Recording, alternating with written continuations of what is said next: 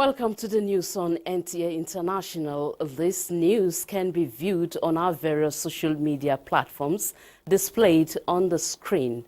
I am Nolin Ebel Ame and my sign language interpreter is Courage Ogeriahi. And now the headlines. Federal government put in place short and long-term monetary and fiscal policies to improve economic fortunes. U.S. President Joe Biden hits back at investigation report which accuses him of mishandling top-secret files. ECOWAS resolves to scale up dialogue with 3 member states that expressed intention to withdraw from regional bloc. Plus, federal government says it is working towards addressing labor concerns and fulfilling all agreements reached for all Nigerians.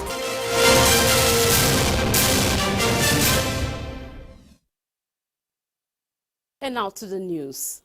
ECOWAS has resolved to scale up dialogue with the 3 member states, Niger, Mali, and Burkina Faso, that have expressed their intention to withdraw from the regional bloc. At the end of its extraordinary session, the Mediation and Security Council says it will do all it can to keep the 3 members in the bloc. Kelvin Ehunwaye reports. The confidence of ECOWAS stems from the fact that its charter stipulates a period of 1 year to finalize withdrawal of membership. During that period, all steps taken so far will be reviewed and diplomatic engagement intensified because it believes that both parties have more to gain staying together. ECOWAS maintains the path, the avenue of dialogue, of conciliation, of diplomacy. And that is what has further been reaffirmed here. And ECOWAS is quite cognizant of the fact that this intention of the 3 countries, namely Burkina Faso, Mali, and Niger, to exit ECOWAS would bring more hardship and would do more harm to the common citizens of those 3 countries. For Senegal, the issue of sanctions has not been considered, but ECOWAS is concerned about the impact of the decision to postpone the presidential election on the citizens. ECOWAS's sanctions are decided by heads of state, and normally when unconstitutional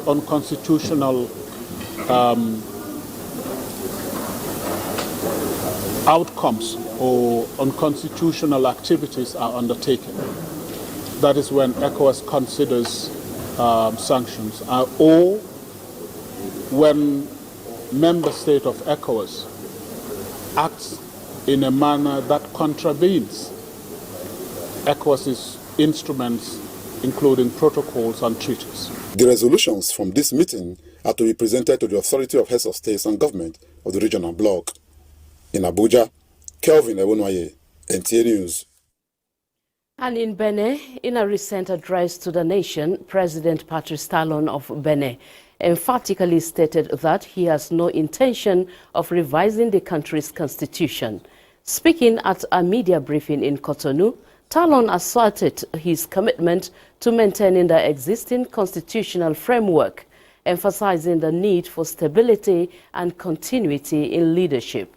Details with Comfort Fashion. After assuming office in 2016, President Talon led efforts for constitutional reforms, including reducing presidential mandates to a single 5-year term and imposing strict conditions on candidacy. These changes were widely regarded as a significant step towards strengthening democracy in Benin Republic. However, concerns are being entertained in political circles and the general public following recent speculations of potential constitutional revisions surfacing. Je ne demande aucune révision et je me poserai à la révision de la Constitution. During his address, President Talon affirmed that he is not asking for any review and he will oppose the revision of the Constitution. He added that he will strive to ensure that what he does not find good is not done, and the amendments to be made should be consistent with the spirit of the Constitution and ethics. President Patrice Talon maintained his stronghold on his stance against revising the Constitution. He encourages dialogue and democratic process within the framework of existing laws. He expressed his openness to discussions on policy reforms, economic strategies, and other pressing matters. Meanwhile, President Patrice Talon of Benin Republic has recently taken a stance regarding the ongoing crisis in Mali, Burkina Faso, and Niger. Talon has called for the Economic Community of West African States, ECOWAS, to drop its punitive measures against the three countries and urge them to return to the regional bloc. Les Burkinabés, c'est OK. Que veut les Nigériens, c'est OK pour que cette décision de séparer les peuples. President Talon also acknowledges the situation in Senegal, observing that the country is in political difficulty and urges ECOWAS and WAWU to take constructive steps to sustain democracy. Comforts, Fashion, NTA News. From Benin, we take you to Ghana, where a California museum returned 7 royal artifacts to Ghana's traditional Ashanti king to commemorate his silver jubilee in the first planned handovers of Ashanti treasures looted during colonial times. The ceremony came as a pressure mounted for Europe and US museums, as well as institutions, to restore African artifacts stolen during the rule of former colonial powers Britain, France, Germany, and Belgium. Again, Comfort Fashion reports. This act of repatriation by the United States is part of a wider global movement seeking to return stolen cultural treasures to their countries of origin. It reflects a growing recognition of the historical injustices perpetrated during the colonial era and the importance of righting those wrongs. Even as the return of the looted artifacts to Ghana is coming after years of diplomatic negotiations, they were received with a grand celebration. These cultural treasures have long been held in American museums and private collections, despite repeated calls for their repatriation from the Ghanaian government and cultural heritage advocates.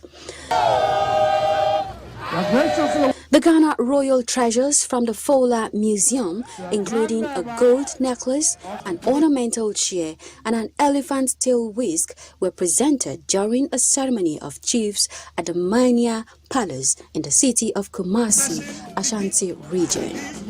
Royal Ashanti gold objects are believed to be invested with the spirit of former rulers. The Ashanti monarch Otumfuo Osei Tutu II, who holds an important ceremonial role in Ghana, said their return will help unite his people. The event, held close to the 150th anniversary of the 1874 Anglo-Ashanti War, gathered traditional leaders, politicians, and diplomats, most of whom were adorned in red and black to symbolize mourning. The return items have been part of the Fola Museum's collection since 1965. The objects will be displayed at the Mania Palace Museum as part of the year-long celebration. Nigeria is also negotiating the return of thousands of 16th to 18th century metal objects looted from the ancient kingdom of Benin and currently held by museums and art collectors across the United States and Europe. Comforts, Fashion, NTA News. And elsewhere in America, U.S. President Joe Biden has hit back angrily at an investigation that found the mishandled top secret files and struggled to recall key life events. Francis Udojo reports that Biden gave an emotional response to claim that he could not recollect when his son died. My memory is not good. My memory is fine. My memory, take a look at what I've done since I become president. None of you thought I could pass any of the things I got past. The inquiry found that Mr. Biden willfully retained and disclosed classified files, but decided not to charge him. Special counsel of the Department of Justice, Robert Hall, said Mr. Biden had improperly kept classified documents related to military and foreign policy in Afghanistan after serving as vice president. The 345-page report released said the president's memory has significant limitations. Meanwhile, former President Donald Trump has won the Nevada Republican caucus by a large margin. The only other person whose name was not on the ballot was Ryan Binkley, a pastor and businessman. This means Mr. Trump will take all Nevada's 26 delegates, the system used by the parties to determine their presidential candidate. Initial results showed the former president gaining over 99% of the vote. Briefly addressing a victory party in Las Vegas, Donald Trump said, "If we win this state, we easily win the election in November." If you like to fight, if you want to fight, you can fight this guy. He's available, but it's not going to last long. You won't do very well. Sean Strickland, really. You don't want to fight him. Where's Sean? He's a nasty looking guy. Look at those ears. You look at those ears. Oh. I looked at him. I said, I want no part of him. Thank you very much, Sean. We appreciate it. Trump has now won contest in 3 states, Nevada, Iowa, and New Hampshire, making him the presumptive Republican candidate in November's general election. Francis Udojo, NTA News. And back home in Nigeria, in a bid to find lasting solution to challenges associated with gas supply to power generation companies in the country, the federal government has set up a ministerial committee to resolve the crisis. This is coming as development partners pledge support for the power transformation agenda of the present administration. Joshua Ojito reports. End in sight for gas constraints to power generation companies as Minister of Power Adebayo Adelabu and his counterpart of Petroleum Resources Gas meet to prioritize gas supply for generation companies. Although vandalization of gas pipeline in the Niger Delta is said to be responsible for low gas production, there is optimism that the OB3 line, which supplies gas to the northern part of the country, will soon come on stream. The meeting between the two ministers set up a ministerial committee comprising representatives from the two ministries, gas suppliers, the Nigerian Electricity Regulatory Commission, and players in the Nigerian electricity supply industry. Timing template to resolve the issues set as the committee has the mandate to swing into action immediately. A statement by the Minister of Power, Adebayo Adelabu, notes that the major challenge of the power sector is liquidity, and federal government is addressing the challenge for sustainability of the sector. Also, the meeting suggests that payment of domestic gas should be dominated in naira instead of dollar, and a contractual arrangement with gas suppliers be signed. On alternative to power generation from thermal and hydro plants, federal government says is accelerating investment in renewable energy. In addition, development partners promise more intervention in the sector to enable Nigeria overcome challenge of poor power supply. Joshua Ojito, NTA News. In the meantime, the Group Chief Executive Officer of the Nigerian National Petroleum Company Limited, Mele Kyari, and the Governor of the Central Bank of Nigeria, Olayemi Kadoso, have reviewed the decision of the NNPC Limited to domicile a significant portion of its revenues and other banking services with the CBN. Following their meeting in Abuja, NNPC Limited and the CBN chiefs noted the value created by the decision for all parties, especially in providing the NNPC Limited with an improved platform for managing its cash holding obliger limits in commercial banks set by the board of directors. We understand very clearly that this review of our decision to move significant portion of our revenues to the Central Bank of Nigeria is very timely. We made that decision to align with the directives of our board of directors to maintain safe obligor limits with commercial banks. And for us to do this, we do need an additional support, particularly from the Central Bank, to achieve this. CBN has provided enhanced digital platforms for all transactions and has established specific limits to manage NNPC limited transactions. Both parties have also committed to further strengthening their collaboration to ensure seamless operations of the commercial NNPC Limited, and noted that NNPC Limited continues to have banking transactions with commercial banks as required. If you just joined us, this is the news on NTA International. Let's pause here for a break. Stay with us. Thank you for staying with us on the news on NTA International. Bureau of Public Service Reforms has commenced review of the Pension Reform Act 2004. The decision taken during a roundtable discussion in Abuja is to identify effective implementation and reform modalities in Nigeria's pension administration. Francis Udojo has the details. The roundtable discussion with the theme Review of Pension Reforms and Administration in Nigeria, Progress, Challenge and Way Forward provided a platform for government functionaries and those within and outside the sector to share meaningful ideas that could help reshape the sector in the best interest of the country. The gathering, which had various segments, notably technical and panel sessions, among others, tend to explore the effective operationalization of an effective pension administration in Nigeria, to profile progressive approaches and strategies for reforming and implementing a more productive and sustainable pension scheme that meets the needs of government and beneficiaries. The commitment to this reform is evident, and it is our duty to ensure that these reforms are not just on paper, but are effectively implemented to benefit retirees and citizens of this country. Other stakeholders comment on the gains of the Pension Reforms Review Program.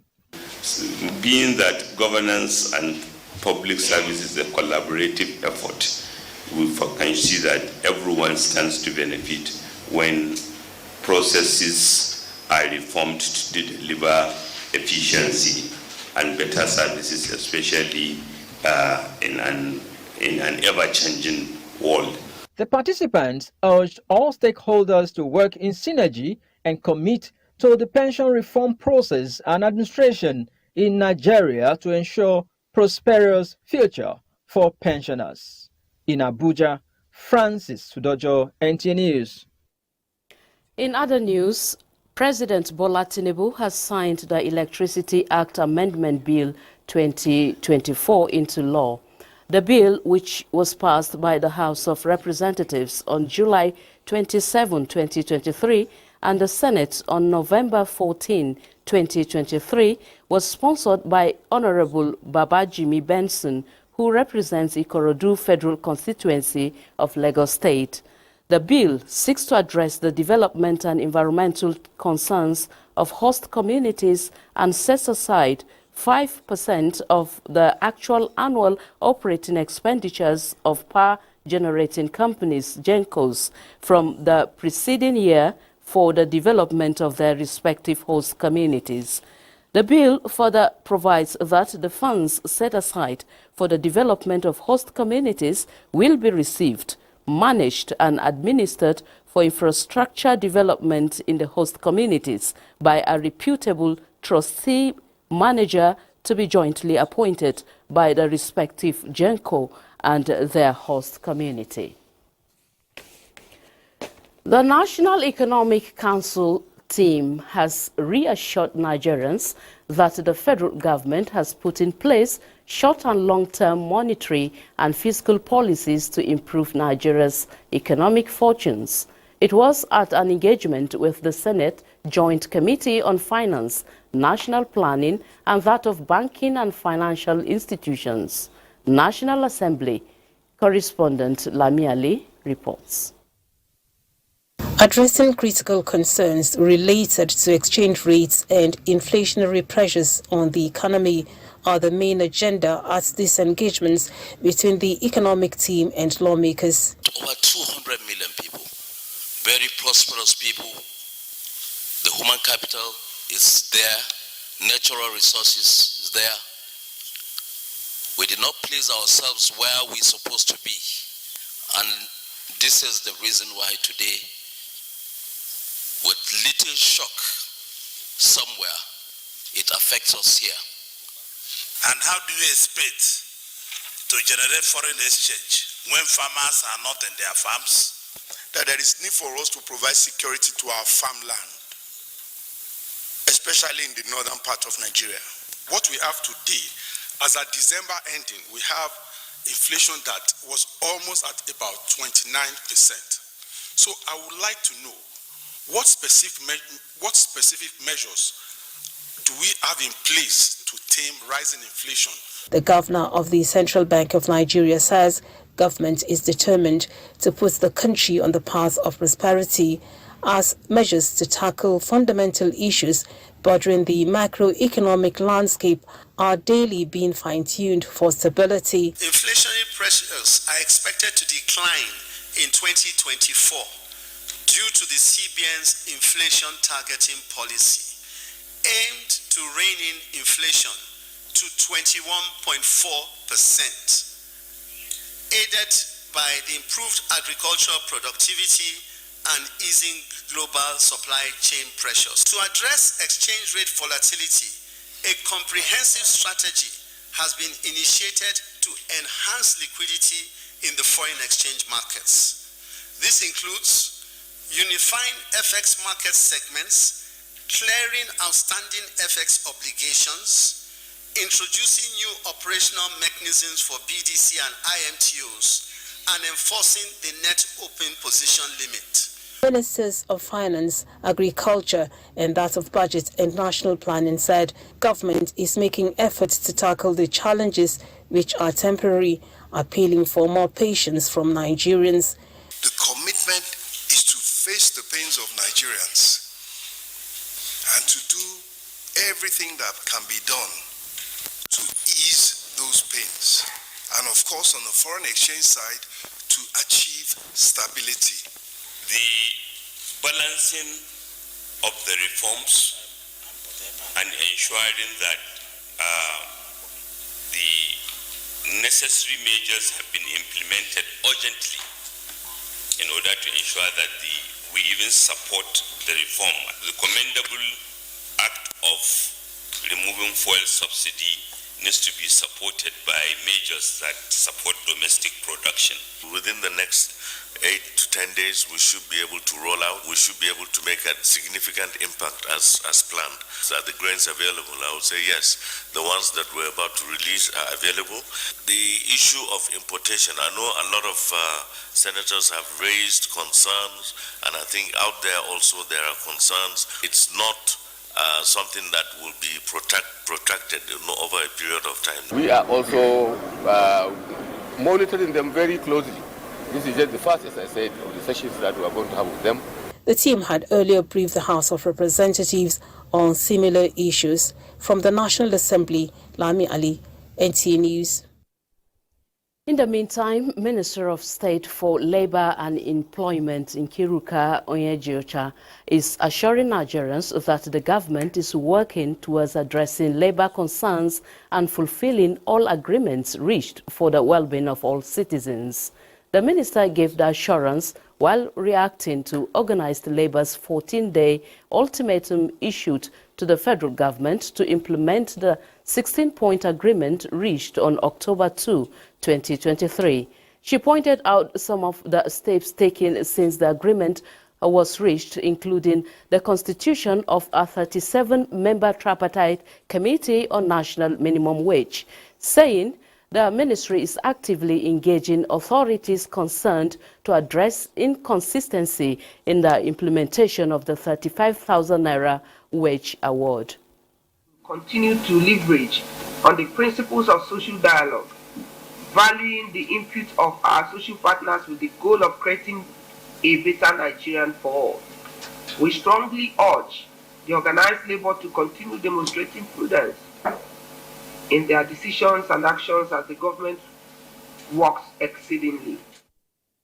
The minister revealed that 11,500 CNG vehicles, including buses and tricycles, will be rolled out in the next few months. She says the ministry is also liaising with the NNPC Limited to ensure that visitation to the refineries for on-the-spot assessment is done without further delay. The minister appealed to organized labor to be considerate in its decision, saying the government remains committed to turning around the economic situation of the country. The federal government says it is putting in place all necessary measures for the commencement of distribution of foodstuffs from silos as directed by the president. Musa Babaliu reports. Nigeria has over the years adhered to the United Nations advice that countries should store at least 12% of annual harvest to take care of emergencies. 33 strategic reserves have been established by the federal government with a storage capacity of 1.3 million tons. These foodstuffs in the silos are maize, sorghum, millet and cassava flakes known as gari. The silos are under the care of the Ministry of Agriculture and Food Security. The whole idea of this is to crash the cost of these food items. And these are measures that will happen immediately. I think the Honorable Minister has been nursing this idea and has been discussing with those concerned, to ensure that in order to reduce the pressure and effective distribution. Musa Baba Aliyu, NTA News. And this is where we conclude the news today. Thank you for watching. And I am Nolin Ebel Ame. My sign language interpreter has been Courage Ogeriahi. Do have a lovely night rest.